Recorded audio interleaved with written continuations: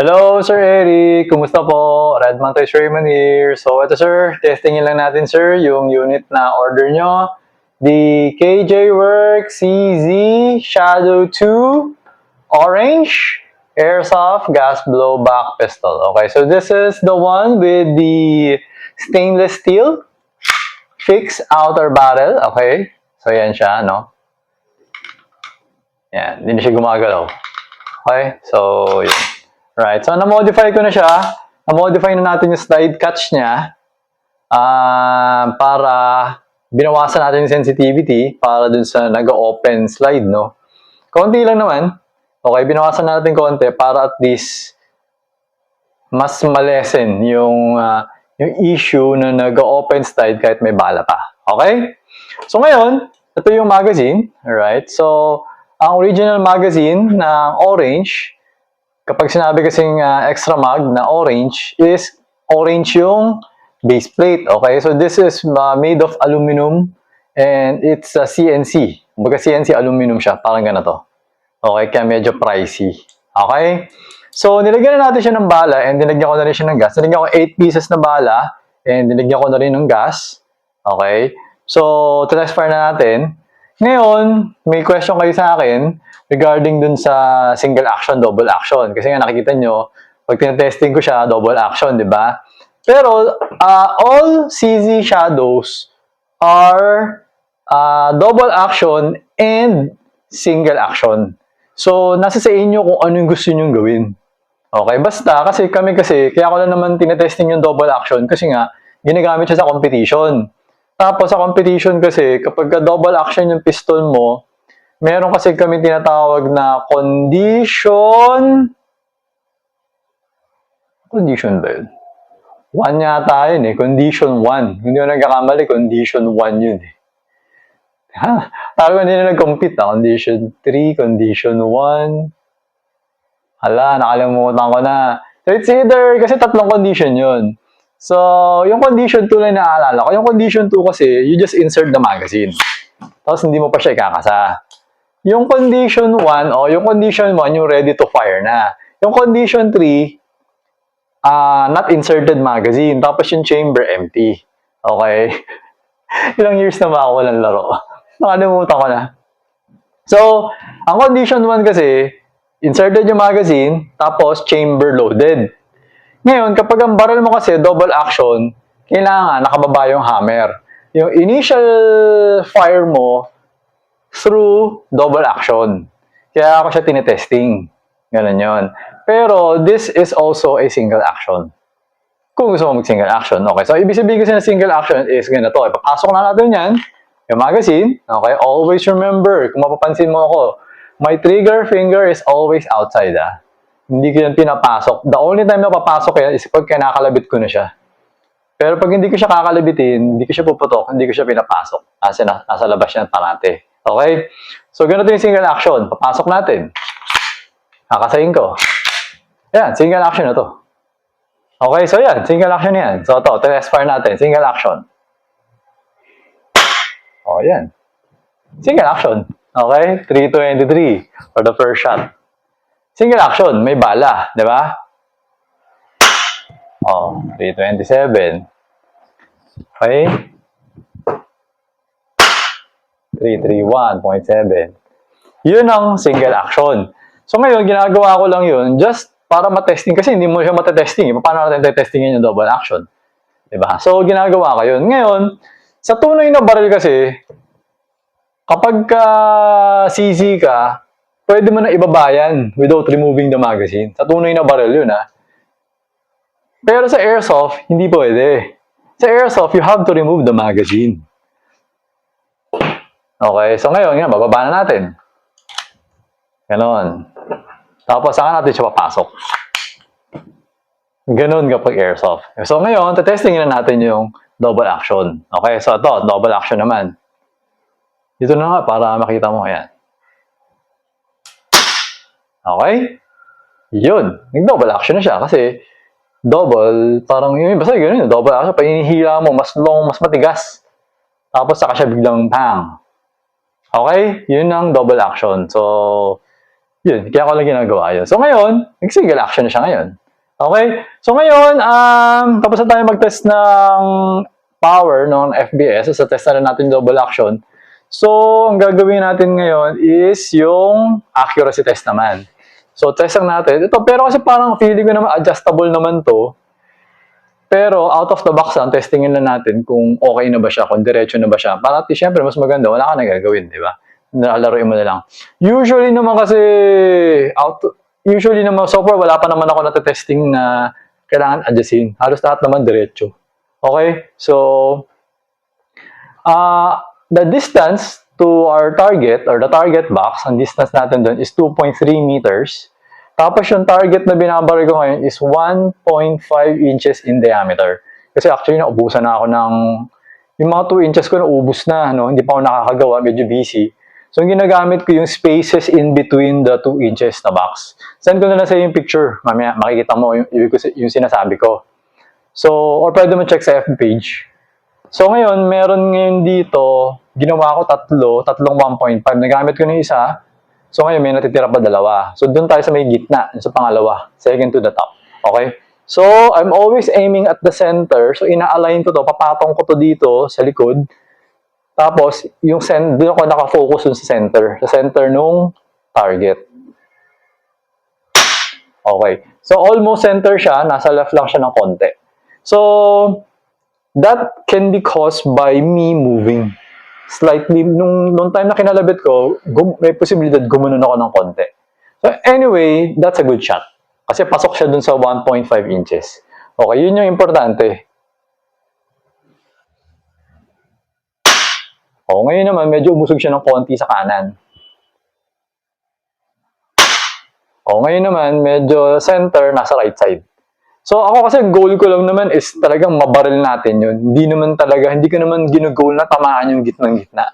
My goal is to hit the 1.5 inches target. Yun ang goal ko. Okay, so ngayon, gitnang-gitna na siya, dead center. So, pag nakita mo ngayon tong target natin, bilog, tapos parang may isang ganun na guhit. Kasi, pak, magkakatabi na sila kaya lumaki na siya. Okay, send ko sa iyo yung pictures, makita mo. Ayan, so ngayon, nag-open na yung slide. Nag-open yung slide, tawag niya open slide, kasi wala na siyang bala. Okay, so goods na siya. Ngayon, meron ba ako isang i-explain sa'yo? Actually, pwede ka naman mag-double action na hindi mo nire-remove yung...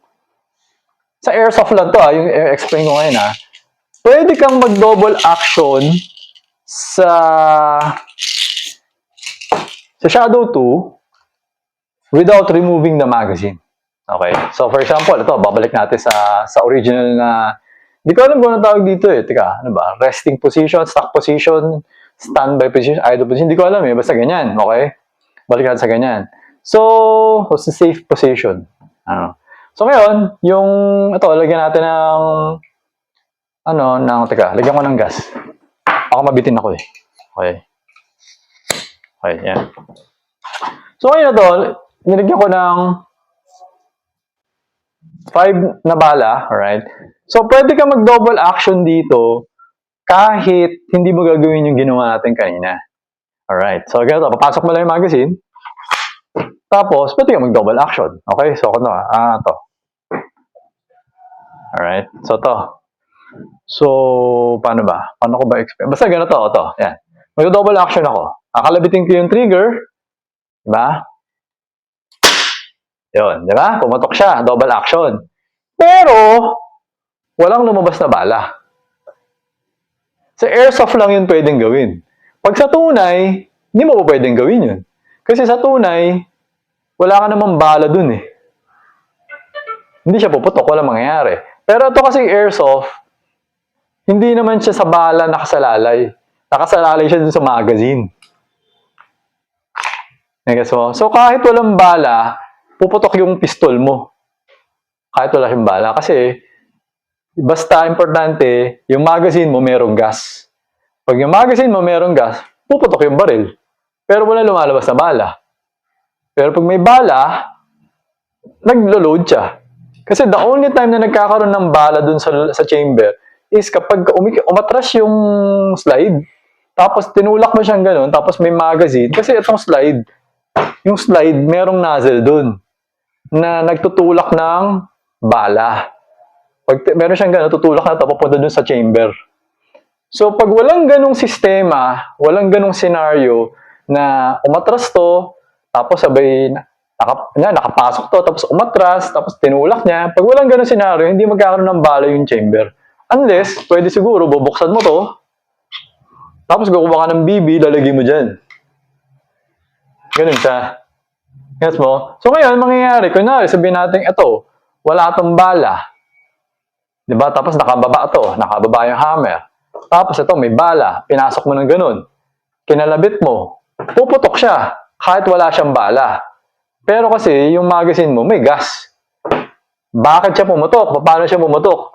Kasi pag itong hammer, umatras, di ba nakapasok to di ba?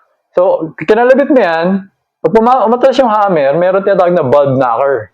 Yung bulb knocker, una-una kasi pag pinasok mo yan, nakapatong lang yan dito sa valve.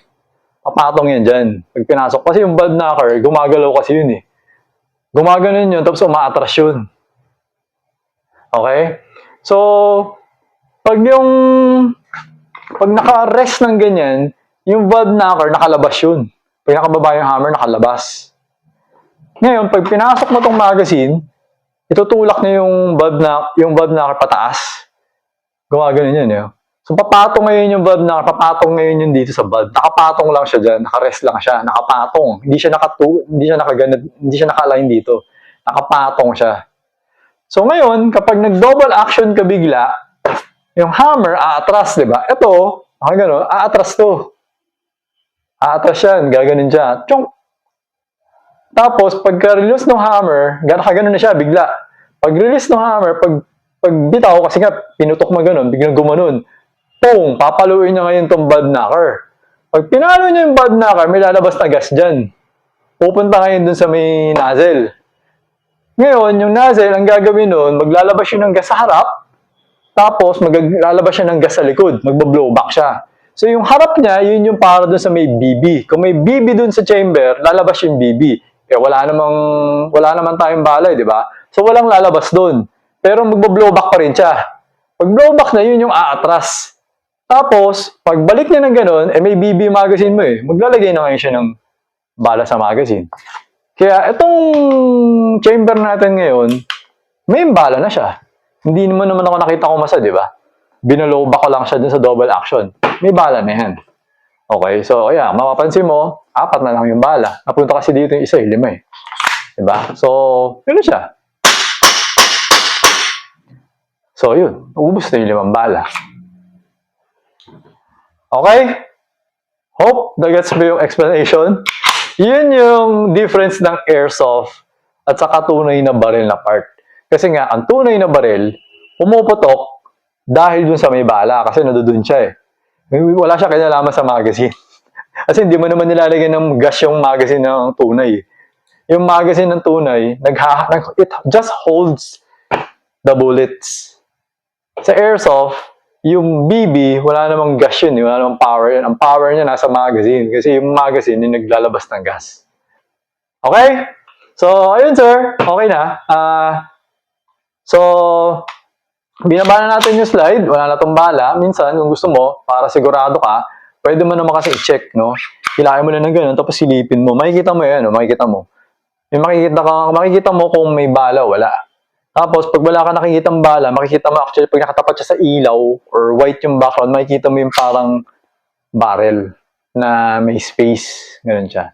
Okay? So, pag nagawin niya na siya, pwede mo na siya hammer down. Para maging, kahit pa paano, safe na yung pistol mo. Okay, hindi na siya yung, kasi ano to? Single action kasi, mas konting hila mo lang, puputok na eh. Pag double action kasi, matigas. Mas matigas.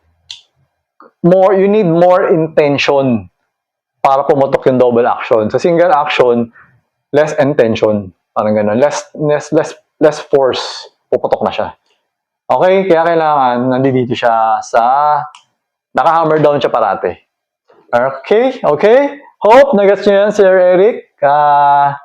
If ever na may mga tanong pa kayo, message nyo lang ako. Okay? So, that's it for this video. Okay na tong unit mo, so I will be packing this and then papadala ko na siya sa inyo. Okay? So, ayun, Sir Eric, thank you for your order. Until next transaction po, always remember to stay safe, stay great, be good, and be thankful always. God bless po, sir. Bye-bye.